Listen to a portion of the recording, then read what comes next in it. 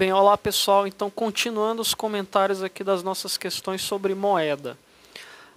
Agora nós passaríamos para a questão de número 16, certo? Só que antes de passar para a questão 16, eu vou fazer uma errata com vocês, tá? Vamos aqui para a lousa, para aquela parte da aula onde a gente viu, onde eu botei um esquema sobre o caminho que a moeda percorre, né? E os diversos nomes aí que a moeda leva, papel moeda emitido, papel moeda em circulação. Eu havia dito que papel moeda em circulação, tá? Que o papel moeda em circulação, ele era igual ao papel moeda em poder do público, mais as reservas bancárias, tá? Eu quero que vocês consertem isso aí, porque está errado.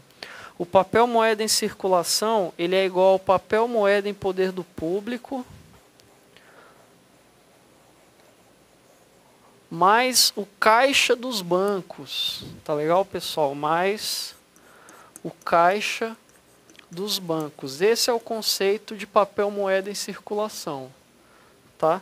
Ou seja, o papel moeda em circulação é isso aqui que eu vou destacar de verde, ó. Papel moeda em circulação é o papel moeda em poder do público, tá? Mais o caixa dos bancos. Isso aqui que eu botei de verde forma o papel moeda em circulação, tá? O conceito que eu havia passado para vocês, na verdade, é o de base monetária, tá? A base monetária da economia, ela vai ser o papel moeda em poder do público mais as reservas bancárias. Então, o conceito que eu tinha passado para vocês de papel moeda em circulação, na verdade, estava errado. Era o conceito de base monetária, tá? Então, a base monetária é o papel moeda em poder do público mais as reservas. Consequentemente, aqui nesse quadradinho, aqui o certo é base monetária também, tá? Peço desculpas aí pela confusão, tá legal, pessoal? Então, vocês corrijam aqui. Então, a base monetária vai ser o papel moeda em poder do público mais o somatório das reservas bancárias, que são todas essas reservas aqui. Já o papel moeda em circulação, vai ser só o papel moeda em poder do público e o caixa dos bancos, tá? Então, corrijam aí no material de vocês essa parte. Bom, agora sim a gente pode continuar com onde a gente parou no questionário. A gente parou exatamente na questão 15, vamos para a questão 16 agora, né? Então, leiam aí no material de vocês, questão 16. É uma causa de redução do multiplicador da base monetária. Então, ele quer que nós assinalemos a alternativa em que ocorra uma diminuição do multiplicador. Letra A.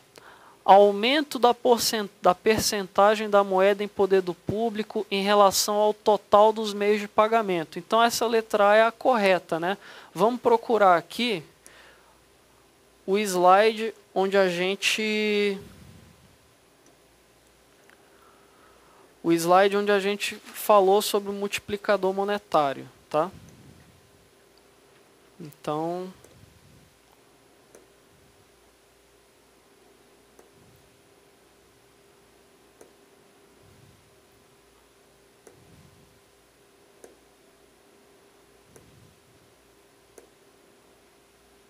Então, tá aqui, ó. Então, a gente tem que quando o percentual de papel moeda em poder do público é pequeno, o multiplicador aumenta. Então, o contrário também vai ser verdade, ou seja, o aumento da percentagem de papel moeda em poder do público vai reduzir o multiplicador monetário. Então, a letra A da questão 16 é a correta e vai ser o gabarito da questão, tá? Letra B. Diminuição dos limites dos redescontos de liquidez para as instituições financeiras. Pessoal, se o Banco Central diminui os limites do redesconto de liquidez, o que ele está fazendo na verdade? Ele está aumentando as possibilidades de haver redesconto, né? Isso altera o multiplicador monetário? Imediata e diretamente não altera o multiplicador monetário, porque não vai alterar nenhum daqueles coeficientes de comportamento. Por aí errado. Mas se considerarmos um comportamento dinâmico daqui a algum tempo ou no longo prazo, esse aumento do redesconto tende a aumentar o multiplicador monetário, porque vai haver mais dinheiro disponível para os bancos emprestarem. Então, no longo prazo, aquele coeficiente R vai diminuir, aumentando o multiplicador, tá? Então, essa assertiva B ela é errada sob qualquer perspectiva, você analisando direta e imediatamente, ou se você considerar no longo prazo também, tá? Letra C. Aumento da porcentagem que os depósitos à vista do público nos bancos comerciais representam do total dos meios de pagamento. Voltando aqui para a lousa, se o coeficiente D, que é isso aí que ele falou, né? Porcentagem dos depósitos à vista sobre os meios de pagamento. Se o coeficiente D aumenta, o multiplicador também aumenta, tá? Então, a letra D está errada. Aliás, a letra C também está errada. Letra D. Aumento da tributação compensado por igual acréscimo nos gastos governamentais. Pessoal, o aumento da tributação é política fiscal, tá? Não guarda relação com política monetária e não altera o multiplicador monetário. Letra E. Aumento dos gastos do governo financiado exclusivamente pela colocação de títulos públicos em operações de mercado aberto. Mesma coisa, o aumento de gasto público é política fiscal. E aí ele está dizendo que houve colocação de títulos públicos em operações de mercado aberto. Ele não está dizendo se foi venda, não está dizendo se foi compra, tá? E mesmo se ele dissesse se foi venda ou se foi compra, a simples venda e compra de títulos públicos, a priori, não interfere no tamanho do multiplicador monetário. Por quê? Porque a princípio não altera nenhum daqueles coeficientes de comportamento que a gente estudou, tá? Então a questão 16, o gabarito é letra A, tá legal? Então prosseguindo aqui, vamos para a questão 17. A demanda de moeda de uma economia, então vamos revisar do que depende a demanda de moeda de uma economia.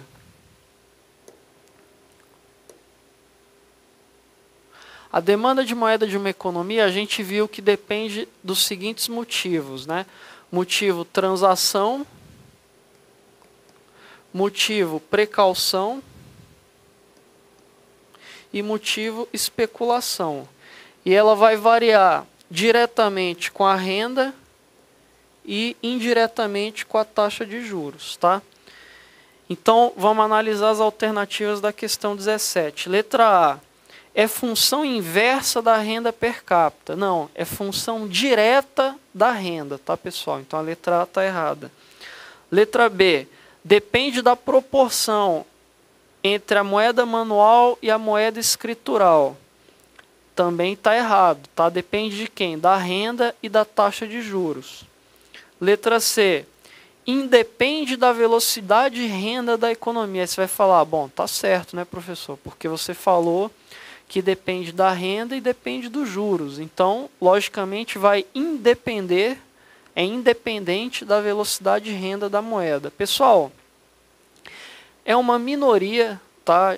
É muito difícil você encontrar isso nos materiais, mas no caso aí a banca considerou, né, que a demanda por moeda ela também pode depender da velocidade de renda da moeda. O que é a velocidade de renda da moeda? É a velocidade com que a moeda circula na economia, tá?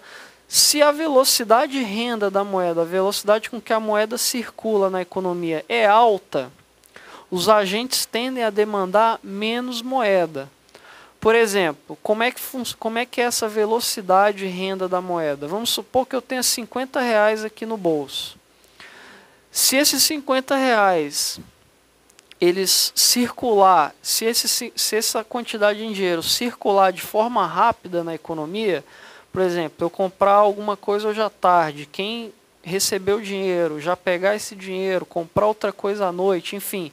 Se o dinheiro circula de forma rápida na economia, se a velocidade de renda é alta, os agentes vão demandar menos moeda. Por quê? Porque a moeda que tem na economia está circulando rapidamente, o dinheiro troca de mãos rapidamente. Então, a tendência é que os agentes demandem menos moeda, tá? Então, a letra C, ela está errada, porque a demanda de moeda de uma economia depende da velocidade de renda da moeda, tá? Mas isso, pessoal, essa é a única questão em que eu encontrei alguma banca falando que a demanda de moeda depende da velocidade de renda, tá? Para os seus estudos e até para as questões da FCC mesmo, você pode levar aquilo que eu falei para você.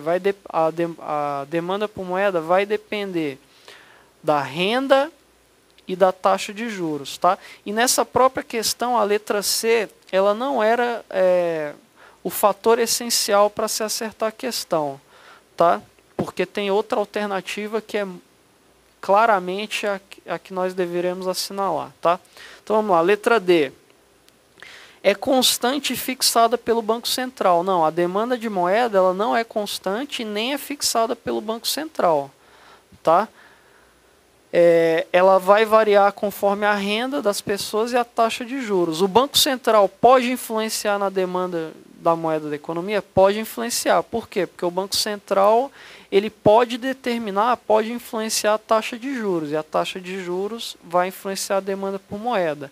Só que a demanda por moeda também vai ser influenciada pela renda da economia, para as pessoas, pelos motivos transação e precaução. Então, o Banco Central tem influência sobre a demanda por moeda? Tem, mas a influência dele não é total sobre a demanda por moeda. Letra E. A demanda de moeda de uma economia aumenta quando a taxa de juros nominal diminui. Então, a letra E é a correta. A letra E mostra o quê? Que há uma relação inversa entre a demanda de moeda e a taxa de juros da economia. Tá legal? Vamos lá, então questão 17, gabarito, letra E. Vamos para a questão 18 agora. A questão 18, ela dá uma série de dados, né? Papel moeda em circulação, depósitos à vista do público nos bancos comerciais, depósitos compulsórios, caixa e moeda corrente dos bancos e papel moeda em poder do público. Aí ele pede o valor da base monetária da economia. Então vamos aqui para a lousa, para a gente fazer essa questão. Ó, aqui nesse slide, a gente tem a definição da base monetária da economia. Ó. A base monetária ela é o quê? O papel moeda em poder do público, mais as reservas bancárias. Sendo que essas reservas bancárias é o quê? É o caixa dos bancos, né, em moeda corrente, as reservas voluntárias, né, ó, e as reservas compulsórias, tá? Aqui ficou compulsórios, mas é compulsórias. Então essa é a definição de base monetária. Baseado nisso aqui, vamos então montar a expressão que vai nos possibilitar resolver a questão.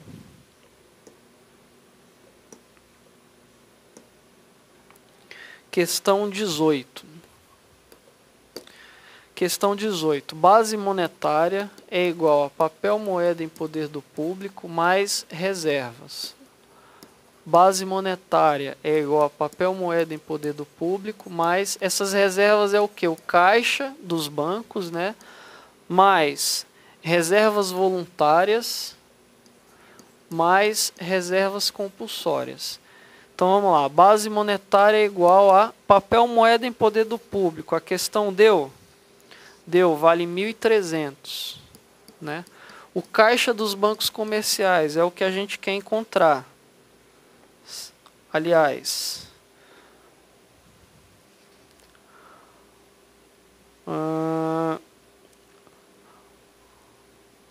o caixa dos bancos comerciais, a questão deu, vale 100.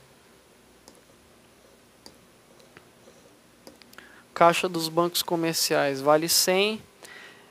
Reservas voluntárias. Esse aí a questão não deu, certo? Então a gente considera que é igual a zero. Tá? Mais zero. E as reservas compulsórias a questão deu, vale 4.100. Então, a base monetária da economia vai ser 1.300 mais 4.200. A base monetária da economia vai ser igual a 5.200. Então, o gabarito da questão é letra... aliás, 5.500, né, pessoal? 5.500. E o gabarito da questão é letra A. Bom, vamos passar então para a questão de número 19, nossa última questão sobre moeda.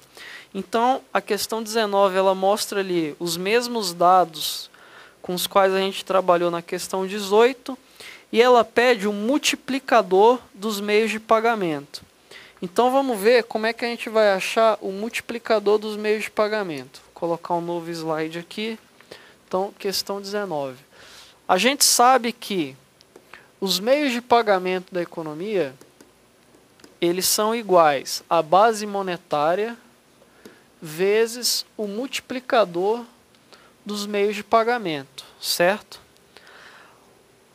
O M1, os meios de pagamento, a gente sabe que é igual a papel moeda em poder do público mais depósitos à vista.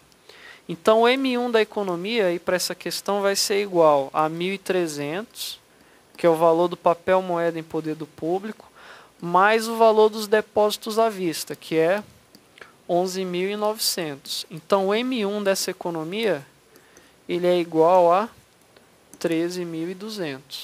Tá? A base monetária da economia, a gente calculou lá na questão 18. A base monetária da economia vale quanto? 5.500. A gente calculou na última questão. Então, olha só, a gente tem o valor de M1, tem o valor da base monetária, moleza agora para calcular o valor do multiplicador monetário.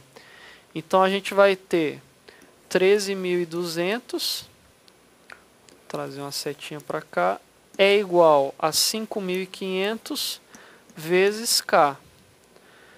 K vai ser igual a 132 dividido por 55. Aqui eu cortei os dois últimos zeros de cada um já.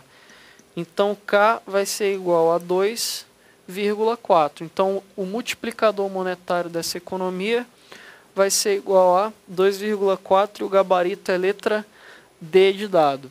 Bem, pessoal, com isso, então, terminamos as nossas questões sobre moeda. Tá legal? Comentamos praticamente todas as questões sobre moeda da FCC, principalmente as dos últimos anos, praticamente todas foram comentadas.